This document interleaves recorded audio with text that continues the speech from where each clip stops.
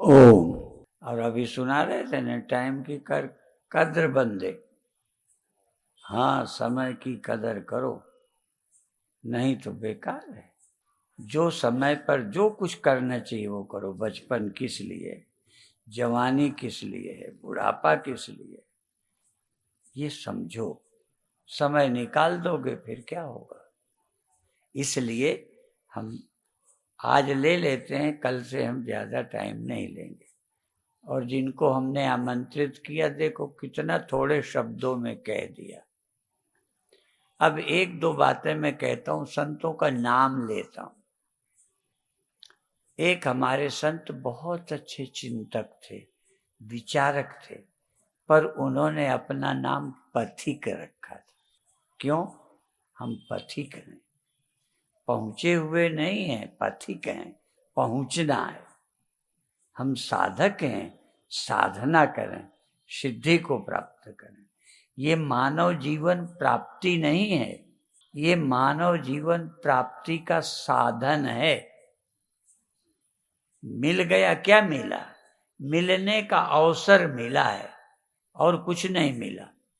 जानवरों को मिलने का अवसर नहीं मिला, और तुमसे कम क्या मिला है? तुमसे सब ज्यादा ही मिला है। गिनती कराऊं, तुम्हारे जीवन भर में कितने बच्चे मिले, और जरा देखो कुतिया को कितने मिलते हैं एक बार में, और सुअरिया के एक बार में 12। जिंदगी भर लगे रहो, चाहे मजहब भी बदल लो, पर सुअरियों के आगे नहीं जा पाओ। इसलिए आप क्यों मनुष्य बने हैं, ये इशारा किया हमारे स्वामी ब्रजेशानंद ने थोड़े शब्दों में। तो हमारा जीवन क्या है, उन्होंने बताया ना कि आखिर मनुष्य हम किस लिए हैं। सिर्फ इतना ही काम, एक काम ज्यादा है जो कोई जानवर नहीं कर सकता। और हमारे तो कभी कविता लोग लिखते थे, वो कविताएं मेरे को याद नहीं रहती, कि बकरी की खाल के क्या बन जाता है। वो पहले पानी भरते थे, मशक। गेंडा की खाल वीर लोग पहनते थे, और जानवरों की खाल के जूते बनते हैं, हम खूब पहनते रहे। ठीक है, आदमी की खाल का क्या बनता है? मयूर कितना सुंदर है, तुम कपड़े जोड़ जाड़ के इतने सुंदर बनती हो, वो ऐसे ही भगवान ने सुंदर बना के भेजा। तुम किसका मुकाबला कर सकते हो?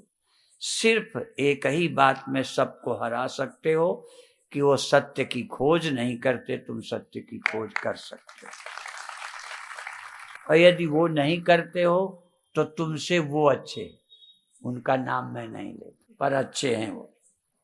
यदि एक काम में नहीं आगे गए तो, और उसमें आगे गए तो 100 जानवर मिलके भी, सारी सृष्टि मिलके भी तुम्हारा मुकाबला नहीं कर सकती। और अभी अभी सुंदर कांड की प्रशंसा भी हमारे ब्रजेश भारती जी ने थोड़े में कर दिया।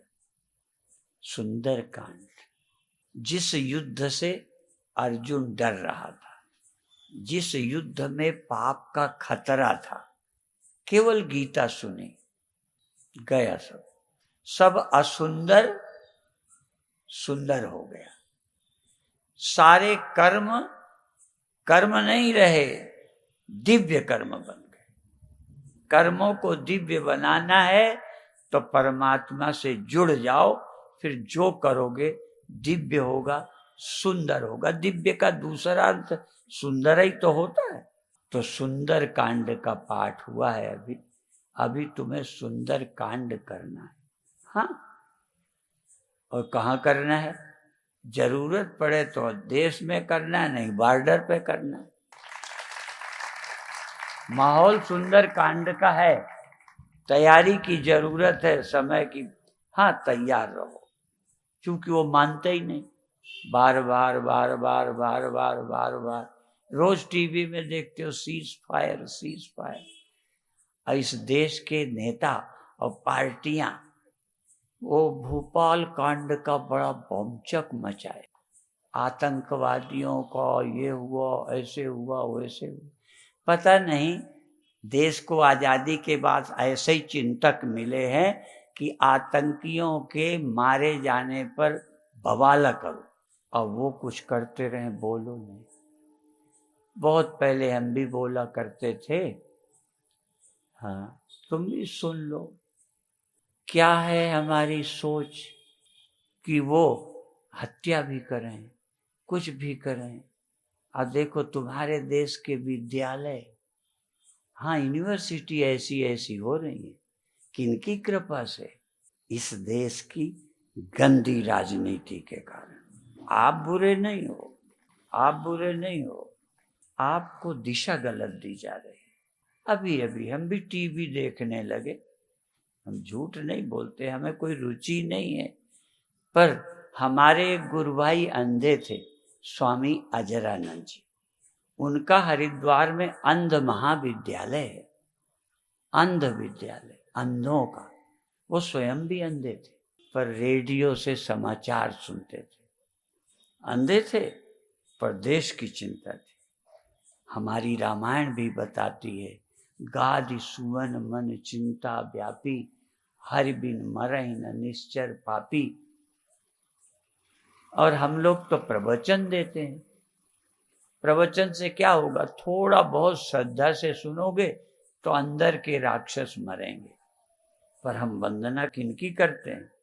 केवल अंदर के राक्षसों के मारने की योजना वाले नहीं, जिन्होंने बाहर के राक्षसों के भी मारने की योजना बनाई। वसुदेव सुतम देवम कंस चाणूर मर्दनम देवकी परमानंदम कृष्णम वंदे जगत गुरु। हम भगवान कृष्ण की जगत गुरु के रूप में नमस्कार करते हैं। क्यों? जो कंस और चाणूर को भी मारते। तो हनुमान जी केवल भीतर के राक्षसों से नहीं निपटते, इसलिए सम्मेलन के पहले सुंदर कांड का पाठ। हमें भीतर के राक्षसों को मारना है मुक्ति के लिए, पर देश के कल्याण के लिए बाहर के राक्षसों से भी निपटना है। यह है गीता का संदेश, यह है रामायण का संदेश, यह है श्री हनुमान जी का चरित्र। हम हनुमान जी का जब ये सुंदर कांड का पाठ होता है तो लगता है इसके से ही हमारा सम्मेलन प्रारंभ होता है। हर वर्ष पहले पाठ होता है, फिर सम्मेलन, क्योंकि हनुमान जी की सोच से हमारा अध्यात्म शुरू होता है। और श्री हनुमान जी क्या कहते हैं? प्रभु राम ने पूछा तुम कौन हो? अब पूछना ही से समझ गए। कोई पहले दिन आते पूछे तुम कौन हो, कहाँ के हो, तो बात है। जो साथ रहते हैं उनसे पूछे। मैं ज्योतिर्मयानंद से पूछूं तुम कौन हो, मैं स्वामी ब्रजेश भारती से पूछूं तुम कौन हो, ये लिए तमंचा बैठे हैं योगा ने, इसको मैं तमंचा कहता हूँ, सूट कर। वो दोनों अर्थ होते हैं। कार्यक्रम की शूटिंग कर रहे हैं, दोनों काम है। तो ये इनसे मैं पूछूं तुम कौन हो, तो श्री हनुमान जी से राम भगवान ने पूछा तुम कौन हो, तो कहते हैं सब सावधान हो गए। मैं देह दृष्टिया तु दासो हम, देह दृष्टि से आपका दास हूं। हनुमान जी हाथ जोड़े चरणों में बैठे हैं, जरूरत पड़े 24 घंटे मरने जीने को तैयार, हुक्म के लिए जहां जरूरत पड़े। तो ऐसे, इसलिए मैं दास हूं। मैं नहीं कह सकता यहां क्यों जाऊं, खतरे में मुझे क्यों भेजते हो।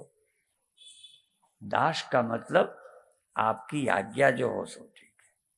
तो शरीर से आपका आज्ञा, जो कहोगे वही करूंगा। और गीता सुनने के बाद अर्जुन ने भी कहा, अब मुझे स्मृति आ गई, मेरा मोह अज्ञान भ्रम नष्ट हो गया, मेरा देह किस लिए मैं समझ गया। अब करिष्ये वचनम, तो अब आप जो कहो मैं करूं। पहले क्या होता है, हम कहते भगवान है, कहते तो हैं भगवान, पर कहते हैं जो हम कहें सो तुम करो। हम अपने भगवान से कहते हैं ये करो, लड़का होना चाहिए, ये होना चाहिए, शादी होना, हमें ये होना चाहिए, और माने भगवान से अपनी इच्छा रखते हैं पूरी, तुम करो। और भक्ति, आर्त जिज्ञासु अर्थार्थी ज्ञानी च भरतर सब। भगवान को ज्ञानी क्यों अच्छे लगते हैं? वो अपना ऑर्डर नहीं देते कि ये करो, ज्ञानी कहता है आप कहो हम क्या करें। ऐसे चेला हमें अभी नहीं मिले, झूठ नहीं है, चेला भी हमें आदेश देते हैं। नहीं मानोगे तो कभी एक पत्र दिखाएंगे, हमें सुझाव आया है चेलों की ओर से। आजकल चेले और भगत सब ऐसे ही हैं जो भगवान और गुरु को ही सलाह देते हैं। अर्जुन ने कथा सुनी, प्रवचन सुना, तब कहते हैं नहीं, नष्टो मोह स्मृति लब्धा त्वत्प्रसादान में। अब क्या करो? अब कहते हैं आप जो कहो मैं करूंगा। तो भक्त हम कैसे चाहते हैं?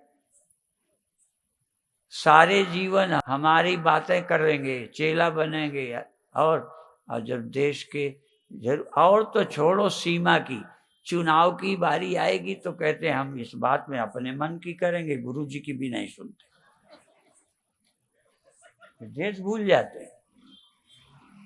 हमारे चेले ऐसे नहीं हैं कि हम देश के लिए कहें ऐसा ही करना है, तो कहें जो आ गया, ठीक है, जानते हो।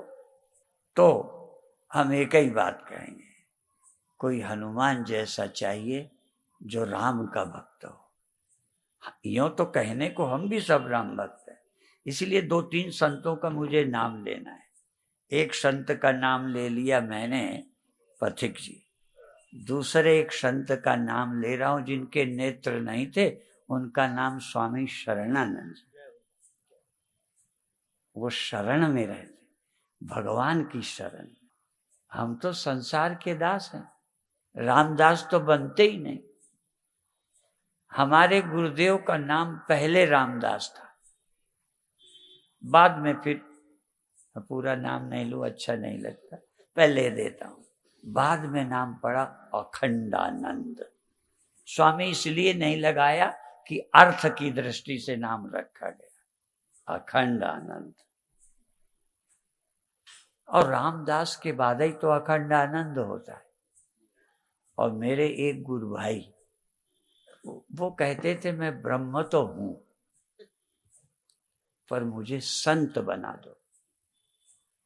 माने ब्रह्म होने से भी ज्यादा कठिन है संत होना। कब दो ऐसी रहानी रहूंगा, कब मुझे रहना आएगा, जीना आएगा, हम साधु की तरह जिए और दूसरे के कड़वे वचन सुन के भी जलेंगे नहीं, अंदर की आग से नहीं जले, अंदर कोई आग न लगाए। छोटी सी बात आग लग अंदर, अभी कितने दिन बुझती नहीं, ऐसी आग लग जाती। तो संत होना कितना कठिन है। तो वो संत जो कहते थे ना, अंत में शरीर छोड़ने के लिए उन्होंने अन्न जल का त्याग किया। और ये जरूर है कि उनका संकल्प था कि मैं फला तिथि तक शरीर छोड़ूंगा, पर शरीर अन्न जल के बिना उतने दिन नहीं रहा, पहले छूट गया। पर अन्न जल त्याग कर, संत बिनोआ, अन्न जल का त्याग करके शरीर छोड़ा। तब ये कानून नहीं थे, क्योंकि आज का कानून हर बात को आत्महत्या कहता है। सुसाइड वो है जो प्रेम में, प्यार में असफल हुए सुसाइड कर दिया, माँ बाप ने कुछ कह दिया सुसाइड कर लिया, फेल हो गए सुसाइड कर लिया। ये कोई सुसाइड है? ये जो अन्न जल का त्याग करके कितने कितने दिन शांत रहकर, ध्यान में रहकर आत्मस्मरण करते शरीर छोड़। कई जैन संत शरीर छोड़ने की साधना करते हैं, हम बचने की साधना करते, ऑक्सीजन लगा के डॉक्टरों के पास भर, आईसीयू में भर्ती रह के अपने बचने की कोशिश करते हैं। वो आश्रमों में रहकर शरीर छोड़ने की साधना करते हैं। ये खेल नहीं है। 2 दिन पहले तैयार होना ये खेल नहीं है। जिनका मैंने नाम लिया उन्हीं के गीत की ये लाइन है, जो पहले से तैयार न थे पछता पछता कर चले गए।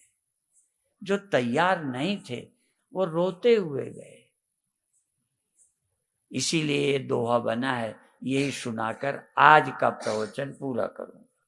आया है सो जाएगा।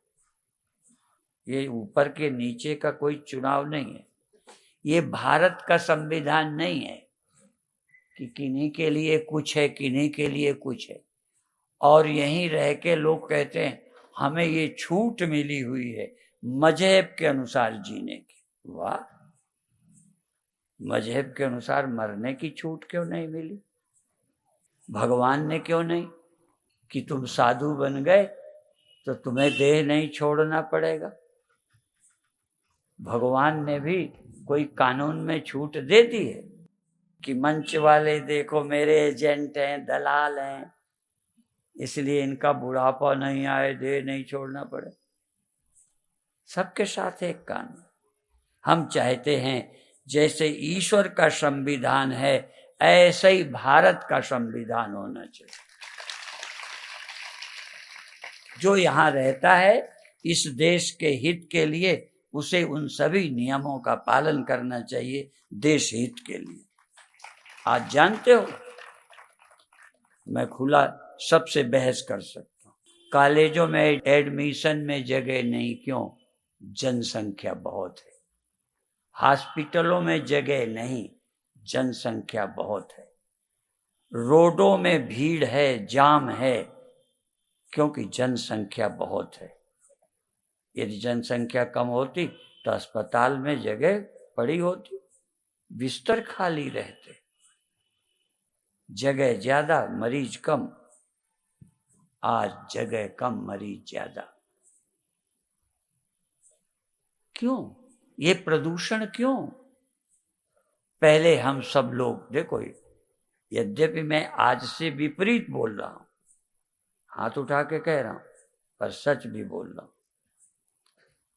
अब से 50-100 साल पहले शौचालय घर पे नहीं बने थे। हम सब बाहर जाते थे, पर संख्या कम थी, सूख जाती थी, इतना गंदा नहीं होता था। हमारे गुरुदेव के आश्रमों में शौचालय ही नहीं था, गुरुदेव तक बाहर जाते थे। और मेरे गुरु भाई तो और स्कीम बताते थे, वो मेरे समय की बात है। कहते खुरपी लेके जाओ, गड्ढा करो, होके ऊपर से मिट्टी दबा दो, खाद बन जाएगी। हाँ, आज इतनी संख्या यदि बाहर जाए, एक पहाड़ रोज तैयार हो जाए, एवरेस्ट की चोटी एक दिन में बन जाए, इकट्ठी कर दो तो। इसलिए आज समस्या है जनसंख्या। और इस देश में जनसंख्या हमें मजहब के अनुसार जीने की संविधान ने छूट दी है। हर काम मजहब के अनुसार करने की छूट दी है। किसने? भारत के संविधान ने। और देश के भी तो संविधान है। इस तरह की छूट केवल भारत के ही संविधान में क्यों है? सबको अपने अनुसार पूजा की छूट है, सबको अपने अनुसार और कई काम करने की छूट है, पर देश का संविधान का बहाना लेकर देश के साथ खिलवाड़ करने की छूट किसी को नहीं होनी चाहिए। थोड़े से शब्दों में आज मैंने इतना ही कहना है।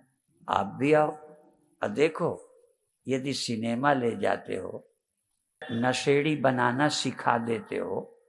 आज जवान बर्बाद है नशे के चक्कर में, एक नशेड़ी बनाता है।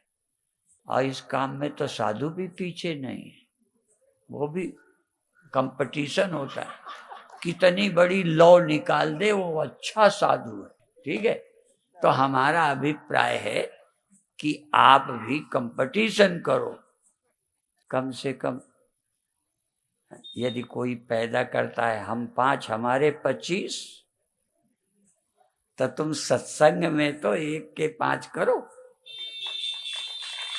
और देखो यदि सत्संग में आओगे तो देवता, मानस से देवते किए करत न लागी बात, मनुष्य से देवता बनोगे, पशु से नर बनोगे, नर से नारायण बनोगे, पशुता से पार जाओगे।